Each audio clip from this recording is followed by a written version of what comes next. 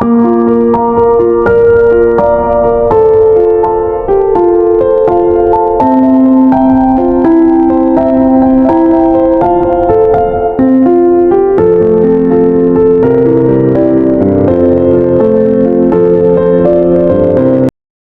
Swastiastu, Assalamualaikum warahmatullahi wabarakatuh. Shalom, Namo Buddhaya, salam kebajikan, salam sejahtera bagi kita semua. Senang sekali saya, Ana Agung Ayu Berlian Puspita Devi, mahasiswi program studi Kesehatan Masyarakat yang saat ini sebagai moderator bisa kembali menyapa para pendengar podcast divisi khusus komunitas mahasiswa peduli kesehatan ibu dan anak. Jadi podcast kali ini adalah spesial nih teman-teman, karena kami dan kita akan memperingati Hari Ibu. Apresiasi kami yang mendalam teruntuk para ibu dan juga seluruh perempuan calon ibu di masa depan. Selamat Hari Ibu, kalian adalah perempuan-perempuan luar biasa.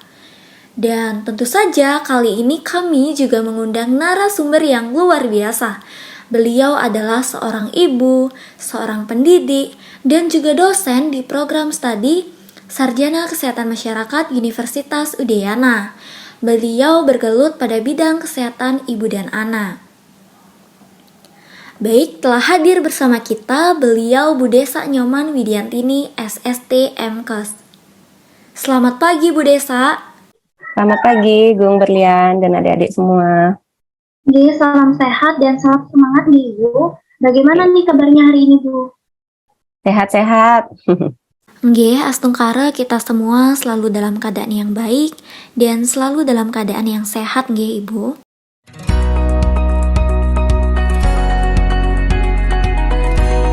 Oke sahabat podcast, nah jika kita berbincang tentang sosok perempuan, terkhususnya para ibu dan peranannya, tentu saja tak lepas dari persoalan kesetaraan gender yang saat ini dalam ranah universal menjadi fokus bagi seluruh elemen masyarakat.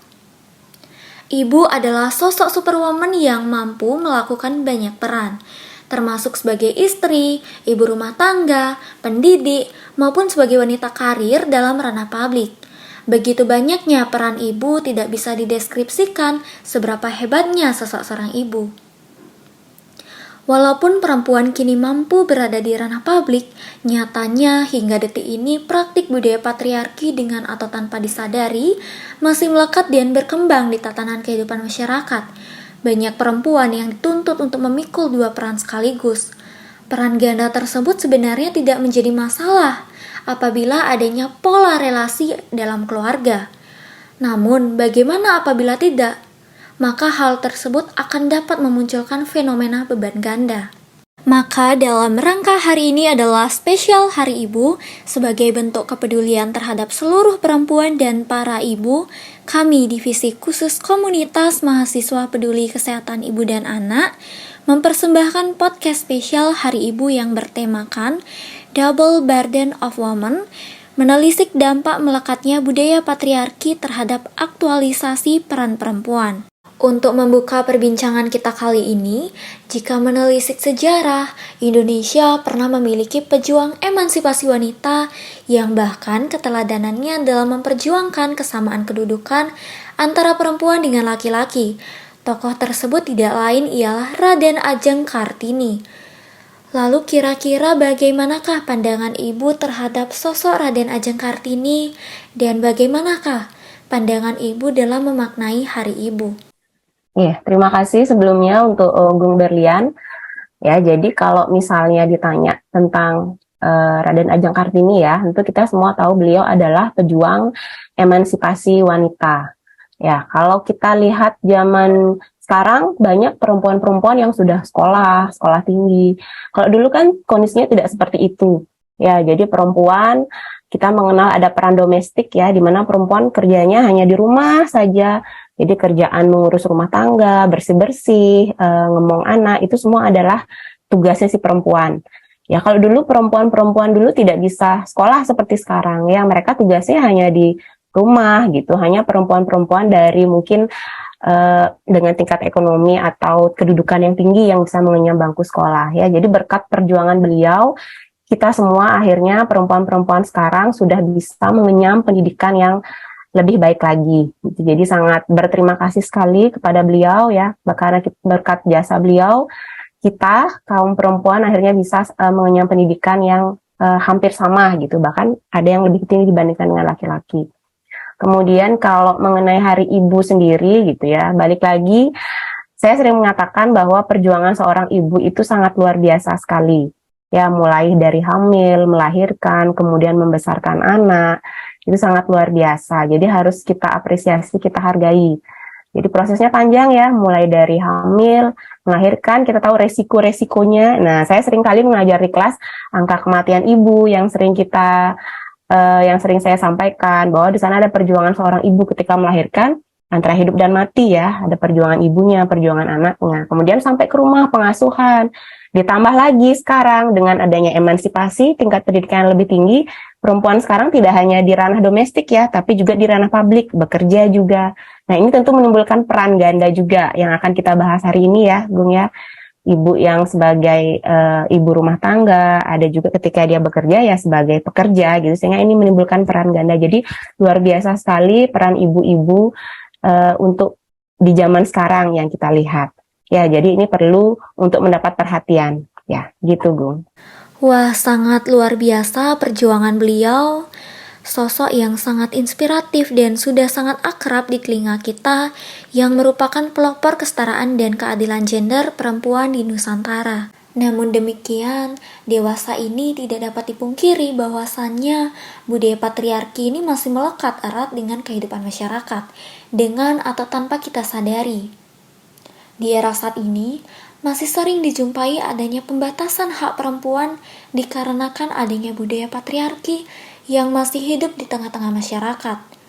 Lalu menurut pendapat Ibu, bagaimanakah status dan kedudukan perempuan jika kita lihat dari perspektif budaya patriarki, dan apa sih budaya patriarki itu, Bu?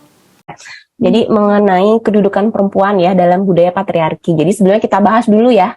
Sebetulnya patriarki itu apa sih gitu ya. Jadi jadi seperti yang kita ketahui, patriarki itu kan sebetulnya sistem sosial. Ya, di mana sistem ini menempatkan laki-laki sebagai sosok otoritas utama sentral dalam organisasi sosial.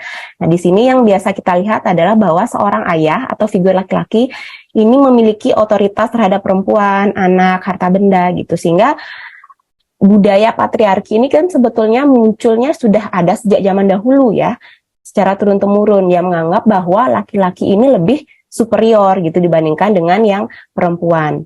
Nah, ini tentu dari kultur atau budaya patriarki inilah yang kemudian membentuk perbedaan, mulai dari perilaku, kemudian status dan otoritas ya, baik itu terhadap sumber daya, keluarga dan sebagainya, sehingga muncullah kemudian hierarki gender yang kita kenal sekarang, yang memposisikan bahwa laki-laki itu posisinya lebih di atas, sedangkan perempuan itu subordinat. Nah, ini tercermin dari apa? Mulai kita lihat dari lingkungan yang paling kecil, keluarga kita lihat, masyarakat, kemudian bernegara, berbangsa kita lihat, yang sekaligus budaya ini kemudian menjadi sumber pembenaran terhadap distribusi kewenangan, kemudian pengambilan keputusan yang kita lihat bahwa semua pengambilan keputusan ada di tangan suami misalnya, pembagian kerja, kepemilikan, dan semuanya. Nah, sayangnya kadang-kadang agak melenceng sedikit ini. Jadi karena kultur inilah kemudian menjadi muara sehingga kemudian muncul perilaku diskriminasi, marginalisasi, kemudian ada eksploitasi dan kekerasan terhadap perempuan. Seperti itu. Nggih, Bu. Jadi sistem patriarki yang mendominasi kebudayaan masyarakat ini menyebabkan adanya kesenjangan dan ketidakadilan gender yang mempengaruhi hingga ke berbagai aspek kehidupan manusia, termasuk status dan kedudukan perempuan. Lantas, bagaimanakah dampak melekatnya budaya patriarki ini terhadap aktualisasi peran perempuan? Kalau misalnya kita lihat dari perbedaan gender ya, jadi kembali ke konsep gender. Gender itu kan perbedaan peran, fungsi, tanggung jawab ya, yang dibentuk oleh siapa? Oleh masyarakat. Ya, jadi ini sudah ada sejak zaman dahulu ya, dari turun-temurun. Sebetulnya perbedaan gender ini tidak akan menjadi masalah ya, sepanjang tidak melahirkan ketidakadilan gender. Jadi perbedaan gender itu nggak akan masalah sepanjang salah satu pihak ya, laki-laki, perempuan, tidak ada yang protes gitu. Tapi Ini akan menjadi masalah ketika apa? Ketika mulai muncul ketidakadilan gender, ketika salah satu pihak merasa kok saya begini, ketika salah satu pihak merasa dirugikan. Nah, dan seringkali yang kita lihat sekarang adalah adanya perbedaan gender ini seringkali yang merasa tidak adil itu biasanya dirasakan oleh perempuan. Nah, bentuk-bentuknya seperti apa? Ya, ada banyak ya, ada marginalisasi atau peminggiran kemiskinan yang mengakibatkan pada kemiskinan secara ekonomi. Jadi misalnya, contohnya kita bisa lihat di sekitar kita perempuan seringkali mendapatkan pekerjaan yang lebih rendah, gitu ya, sehingga kadang-kadang nilai atau gaji yang diperoleh lebih rendah dibandingkan dengan laki-laki. Kemudian ada juga subordinasi atau penomorduaan, jadi perempuan selalu dianggap lebih lemah, sehingga posisinya dia selalu berada di nomor 2. Contohnya kita bisa lihat ketika di lingkungan keluarga deh yang paling kecil, lingkungan paling kecil kita lihat. Anak perempuan selalu di nomor 2 kan. Saya punya anak laki-laki dan perempuan misalnya. Oh, karena anak saya perempuan, dia SMA sekolahnya cukup sampai SMP aja misalnya seperti itu. Yang laki-laki karena dia laki-laki akan menjadi pemimpin, akan menjadi penguasa sehingga disekolahkan setinggi-tingginya. Atau bahkan yang paling mudah ada makanan misalnya. Jadi untuk yang anak laki-laki diberikan daging, yang porsinya paling banyak, yang makan yang dulu siapa? Bapaknya, anak laki-laki. Yang ibunya, yang perempuan itu di nomor 2 kan, yang terakhir dapatnya. Ya, kemudian ada juga stereotip atau pelabelan. Jadi selalu dicap negatif, misalnya perempuan yang pulang malam, pasti perempuan nggak bener nih, misalnya seperti itu. Kalau laki-laki mau pulang malam, mau pulang pagi, nggak masalah, misalnya seperti itu. Jadi citra atau label yang sudah dibentuk oleh masyarakat yang seringkali ini merugikan pihak perempuan gitu. Atau misalnya kita lihat driver deh misalnya. Kalau driver yang laki-laki udah biasa, kalau kita lihat driver perempuan kok agak gimana gitu ya, seringkali label yang diterima seperti itu. Kemudian bentuk-bentuk yang ada lagi adalah kekerasan. Ya, jadi perempuan karena dianggap lemah sehingga lebih rentan mengalami pelecehan atau kekerasan. Nah, kemudian yang terakhir ada beban ganda yang kita lihat sekarang. Ya, perempuan selain dia kerjanya di rumah, dia juga kerja di luar rumah gitu ya. Jadi, nah tapi sayangnya seringkali ketika perempuan ini terjun ke ranah ekonomi, artinya perempuan bekerja, ini seringkali masih tetap dianggap sebagai tambahan. Jadi nafkah utama ada di tangan laki-laki. Ya, atau misalnya yang lebih ini lagi, perempuan nggak boleh bekerja, yang boleh bekerja mencari nafkah hanya laki-laki. Kan sebetulnya mereka sama-sama bekerja. Ya, ada peran produktif, ada peran reproduktif. Nah, seringkali ketika melihat peran produktif ini, nilainya adalah mereka yang bisa menghasilkan uang. Jadi ketika yang dianggap sebagai yang berperan produktif ini laki-laki, ketika mereka siapapun yang bisa menghasilkan uang, menambah nilai ekonomi keluarga, dianggap memiliki posisi yang lebih tinggi dibandingkan dengan yang perempuan. Padahal jangan lupa ada peran reproduktif, memasak. Kalau nggak ada yang masak, siapa yang menyiapkan sarapan kan gitu. Kemudian mengasuh, yang sebetulnya dia bekerja tapi terlihat seperti tidak bekerja. Jarang sekali dianggap bekerja karena konsep masyarakat kita masih, dia kan nggak bisa menghasilkan uang, dia hanya diam di rumah. Padahal kalau tidak ada yang fungsi reproduktif, ya fungsi produktif juga tidak akan jalan gitu ya. Nah, ini yang sekarang kita ini beban ganda yang tadi ya, balik lagi bahwa hampir 90% perempuan itu mengerjakan pekerjaan rumah tangga. Tapi ketika dia bekerja, ketika dia pulang kembali, ingat tugas utamamu ini adalah sebagai ibu rumah tangga gitu. Jadi dianggap bahwa pencari nafkah itu hanya sebagai tugas sampingan gitu ya. Jadi begitu kondisi yang ada, yang dampak-dampak yang sebagai akibat dari budaya patriarki ini gitu. Seperti yang kita ketahui juga, stigma peran perempuan di kalangan masyarakat ini juga tidak jarang terjadi. Lalu bagaimana dengan tuntutan bagi perempuan untuk bisa melakukan pekerjaan domestik seperti mencuci dan memasak? Masih sering kita jumpai. Tak hanya itu, ketika ada di antara mereka yang tidak memiliki kemampuan tersebut, sudah pasti cibiran menjadi suatu hal yang tak terhindarkan. Lantas, apakah hal tersebut merupakan suatu hal yang benar? Jika tidak, mengapa hal tersebut masih kental tertanam di dalam masyarakat, khususnya Indonesia? Balik lagi konsepnya, perbedaan gender itu prinsipnya sesuatu yang wajar. ya, dan merupakan suatu fenomena kebudayaan. Ya, tapi tidak akan menjadi tidak benar gitu ya ketika menimbulkan ketidakadilan. Nah, kenyataannya memang kita lihat ketidakadilan ini seringkali dialami oleh perempuan. Nah, kenapa? Kalau ditanya mengapa sih masih kental gitu ya tertanam di Indonesia? Nah, patriarki ini kan sebetulnya merupakan salah satu budaya. Ya, jadi budaya itu adalah ideologi yang dia tidak turun dari langit gitu ya, tapi dibentuk oleh siapa? Dibentuk oleh manusia dan disosialisasikan oleh manusia dari satu generasi ke generasi berikutnya. Dari zaman dulu kita sudah lihat bahwa si ibu ini tugasnya adalah di dapur. Kita lihat dari zaman dulu kita lihat ayah ini tugasnya adalah bekerja di kebun misalnya zaman dulu. Bahkan terlihat juga di zaman yang sudah sekarang modern. Contohnya misalnya pelajaran kita di SD mungkin sahabat podcast semua masih ingat ya. Jadi ada ini ibu Budi ya, ini ayah Budi. Seringkali contohnya di buku itu ibu memasak, ya ayah bekerja. Nah itu kan sebetulnya secara tidak langsung sudah membentuk pola pikir kita. Oh bahwa ibu ini tugasnya di dapur loh, ibu tugasnya memasak loh, ayah ini tugasnya bekerja loh, ayah yang mencari uang. Nah dari mana itu semua? Tentu kan balik lagi bahwa dia disosialisasikan dari generasi ke generasi. Jadi turun-temurun sudah ada berikutnya. Sudah ada dari generasi satu ke generasi berikutnya. Ya, jadi karena ini merupakan budaya, ya nilai budaya itulah faktor mental ya yang menentukan perbuatan seseorang atau masyarakat. Dia menentukannya sehingga untuk merubah ini kalau kita ingin merubah ada kesetaraan gitu ya, tentu kan kita di sini ada mindset ya dan merubah budaya yang diawali dari perubahan mental atau mindset itu membutuhkan waktu yang lama. Tidak. Sekarang kita informasikan gini, kita sekarang kita edukasi, biasanya langsung berubah. Yaitu kenapa gender ini sebetulnya sesuatu yang dia bersifat abstrak ya adik-adik ya. Seringkali di mana-mana sekarang sudah banyak gerakan-gerakan mungkin mengenai persamaan. Jadi agar tidak ada ketidakadilan gender gitu tetapi masih sangat lama karena memang ini berkaitan dengan perubahan mental. Jadi memang perlu waktu yang lama gitu ya. Tidak instan lah terbentuknya begitu. Seperti yang sempat disinggung, peran ganda perempuan ini telah terjadi cukup lama di masyarakat, sehingga menjadi suatu kebiasaan yang dianggap normal. Lalu keterlibatan perempuan melakoni peran ganda tentu saja tidak terlepas dari faktor-faktor yang mempengaruhinya.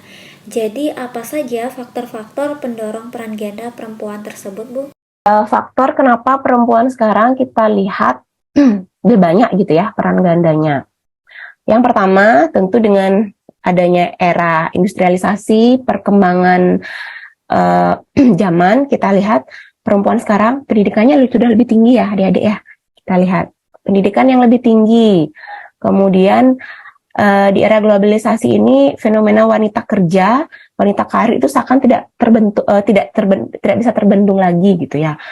Wanita sekarang sudah semakin ingin dia aktualisasi dirinya, ingin dia bekerja. Nah, selain itu juga kalau kita lihat peningkatan kenapa banyak persentase wanita bekerja, sebetulnya ada dua faktor ya. Yang kita lihat ada dari sisi penawaran, ada juga dari sisi permintaan. Nah, dari sisi penawaran kita lihat, seperti yang saya sampaikan tadi, semakin tinggi tingkat pendidikan. Kemudian sekarang kita lihat disertai dengan tingkat pendidikan tinggi, pengetahuan lebih tinggi, kemudian penurunan angka fertilitas, penurunan angka kelahiran. Nah, ini semakin meningkatkan keinginan perempuan, saya harus bekerja. Kemudian selain itu, kalau misalnya kita lihat juga dari sisi masyarakat sekarang lah kita lihat, untuk penerimaan perempuan nantinya tidak ada yang khusus untuk pekerjaan laki-laki, itu semakin terbuka lebar. Artinya memang dari sisi penawaran sudah semakin banyak yang menawarkan perempuan untuk bekerja. Nah, dari sisi permintaan kita lihat masuknya perempuan ke lapangan kerja itu kan merupakan salah satu keuntungan ekonomi. Ya, tidak hanya untuk si istri tapi juga untuk suami. Dengan harga yang sekarang sudah semakin tinggi, tentu sebuah keluarga ingin ekonominya lebih baik gitu ya dengan meningkat. Jadi mungkin dengan si suami saja yang bekerja masih belum nutup nih kebutuhan ekonominya, sehingga perempuan akhirnya juga ikut bekerja. Selain itu perempuan sekarang juga saya ingin loh punya penghasilan tambahan, atau saya ingin punya kegiatan. Jadi dengan bekerja saya punya teman-teman, saya bisa bersosialisasi. Itu sehingga muncul atau sudah semakin banyak perempuan-perempuan yang juga tidak hanya di rumah, tapi juga dia banyak yang bekerja begitu. Baik Bu, apabila kita berbicara dan berbincang mengenai beban ganda perempuan, ini tentunya dapat muncul akibat peran ganda yang dijalani oleh perempuan itu menghasilkan ketegangan dan konflik atau role strain antara tuntutan pekerjaan dan juga tuntutan dalam rumah tangga.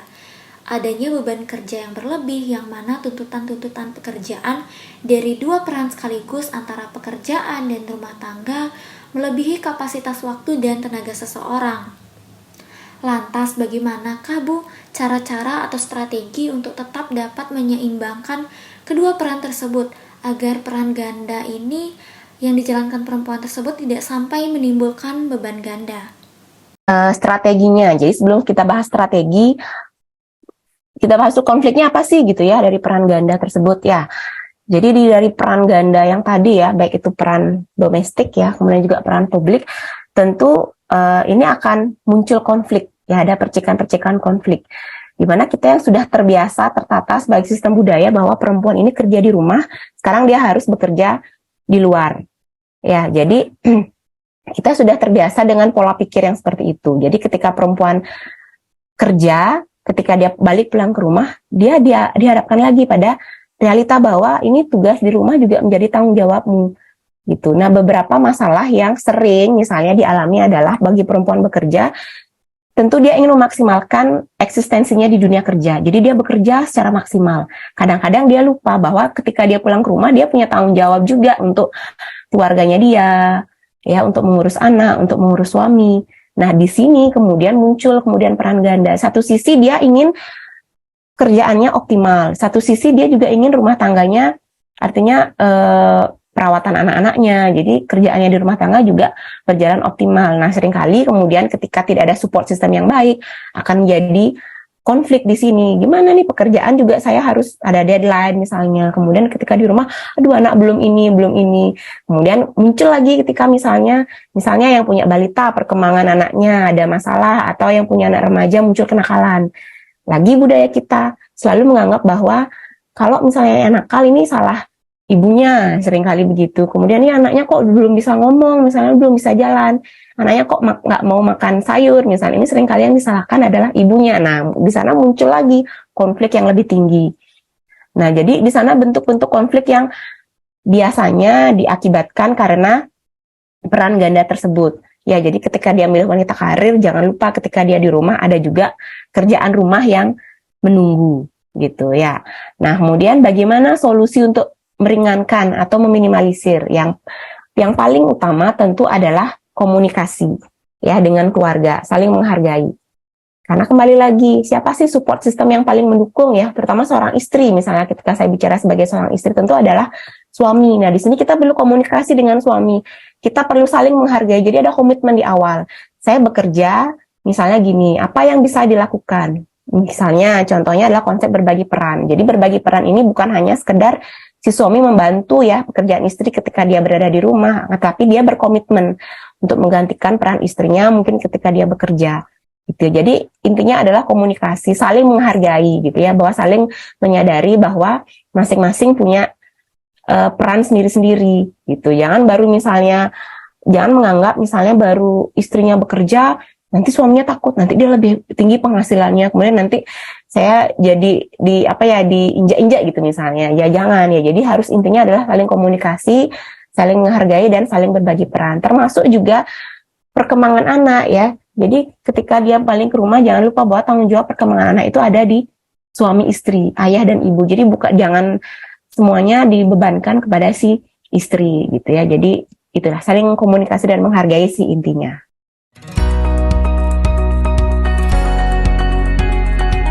Oke, sahabat podcast. Nah, saat ini sesi yang ditunggu-tunggu nih, yaitu menjawab Q&A. Sebelumnya, terima kasih ya atas antusias dan partisipasi teman-teman sosial media semua dalam meramaikan question box yang telah kami posting.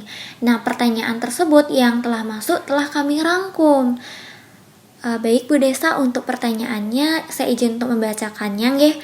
Bagaimanakah cara kita sebagai mahasiswa untuk meningkatkan paradigma dalam menanggapi budaya patriarki terhadap perempuan agar tidak timbul stigma-stigma dalam masyarakat?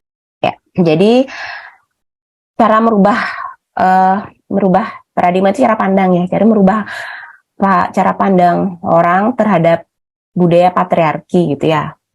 Kalau ditanya agak susah juga ya, karena konsepnya ini berkaitan dengan budaya yang memang ada dari zaman dulu ya, berkaitan dengan fungsi mental. Jadi kita sebagai mahasiswa, jadi mungkin salah satunya yang bisa kita lihat ketika kita ingin meningkatkan peran perempuan, ketika kita ingin merubah cara pandang, yang paling penting itu adalah peningkatan pendidikan dulu. Ya, jadi peningkatan pendidikan yang paling mudah dari kalian sebagai mahasiswa, gimana caranya? Tentu belajar dengan baik ya, belajar dengan sedikit tidaknya ketika kalian terjun di masyarakat, apalagi kalian sebagai Kesmas ya, public health, ketika kalian akan mempromosikan kesehatan, selipkan di situ mengenai kesetaraan gender, selipkan di situ mengenai pentingnya saling menghargai, saling komunikasi. Ya dari situ sebetulnya hal yang paling mudah yang bisa kita lakukan, yang bisa kalian lakukan sebagai mahasiswa. Ya, nah beda lagi nanti kalian misalnya sebagai sudah lulus, kalian bekerja, kalian berkeluarga, mungkin bisa kalian adaptasi di lingkungan yang paling kecil, di lingkungan keluarga kalian, kemudian keluarga besar dan masyarakat. Tapi balik lagi ya, ini perlu kehati-hatian ya, karena memang perlu proses yang sangat lama dan pendekatan yang sangat harus benar-benar ini ya, karena tidak mudah untuk merubah budaya itu memang sangat susah sekali. Ya, jadi ya memang perlu edukasi perlahan-lahan ya. Mungkin satu pertanyaan lagi nih Bu sebelum kita menutup perbincangan podcast kali ini. Nah, kira-kira apa pesan yang ingin Ibu sampaikan kepada para ibu di luar sana dan juga calon-calon ibu di masa depan? Pesan saya, menjadi ibu itu sangat luar biasa, anugerah yang sangat luar biasa. Jadi ketika kita mungkin capek, ketika kita mungkin stres ya, terutama bagi ibu-ibu muda yang punya anak balita, yang bekerja, ya pasti rasanya sangat luar biasa lelah sekali. Tapi satu hal yang harus diingat bahwa momen ketika kita bersama dengan anak, ketika mereka rewel, ketika mereka menangis, minta ibu, itu tidak akan terulang. Nggak akan lama kok momennya. Ya hanya mungkin sampai 5 tahun setelah itu kita lihat anak-anak udah kadang-kadang mandiri. Pasti akan muncul nanti kerinduan. Aduh kok dia nggak ini lagi, nggak rewel lagi kayak dulu gitu. Jadi manfaatkan momen tersebut. Ya, jadi dimanfaatkan sebaik-baiknya untuk menjaga anak, untuk merawat anak dengan ikhlas, dengan kasih sayang. Karena nanti manfaatnya akan terlihat di masa yang akan datang, anak-anak jadi sehat, kemudian bondingnya juga akan menjadi baik ya antara ibu dengan anaknya gitu ya. Jadi menjadi ibu itu sangat luar biasa ya. Jadi harus disyukuri, harus dinikmati ya, dan jangan lupa untuk tetap menjaga komunikasi juga dengan suami atau dengan lingkungan sekitar. Karena balik lagi ya, bahwa support system yang paling baik itu adalah dengan suami. Terutama ketika nanti pengasuhan punya anak balita, apalagi ibu yang sambil bekerja ya. Jadi sangat luar biasa sekali tantangannya. Ya di situ kita betul-betul diuji ya, sebagai seorang ibu, sebagai seorang istri di situ ya. Baik, terima kasih Bu Desa atas semua pesan-pesan positif dan juga insight yang sangat menginspirasi kita semua. Terima kasih telah berkenan berbagi pandangan dengan kami semua di podcast spesial Hari Ibu kali ini. So, para pendengar podcast, I get the point untuk kesimpulan kita hari ini yaitu di Indonesia, budaya patriarki belum bisa sepenuhnya hilang. Peran ganda perempuan telah terjadi cukup lama di masyarakat, sehingga hal ini menjadi suatu kebiasaan yang dianggap normal. Menjadi perempuan dengan peran ganda tidak sepenuhnya dapat berjalan sebagaimana mestinya. Hal inilah yang dapat melahirkan beban ganda. Dengan demikian diperlukan adanya pola relasi antar keluarga dan juga keadilan peran itu sendiri. Oke, para pendengar podcast, izinkan saya, Gung Berlian, untuk menutup podcast kali ini dengan suatu ungkapan. Teruntuk setiap ibu berjuta salam, rahmat, dan berkah. Di hari yang istimewa ini dan juga di hari-hari mendatang, sejuta terima kasih takkan pernah sempurna untuk baik hatinya seorang ibu tercinta. Kami, Divisi Khusus Komunitas Mahasiswa Peduli Kesehatan Ibu dan Anak, mengucapkan selamat Hari Ibu kepada para ibu dan juga seluruh perempuan calon ibu di masa depan. Terima kasih telah menjadi perempuan-perempuan yang hebat. Oke, finally aku Gong Berlian has to send out from all of you. Terima kasih ya teman-teman atas perhatian dan partisipasinya. Semoga podcast kali ini dapat memberikan kebermanfaatan dan juga insight-insight positif bagi kita semua. Sampai jumpa kembali di podcast spesial DKKMPKIA edisi selanjutnya ya.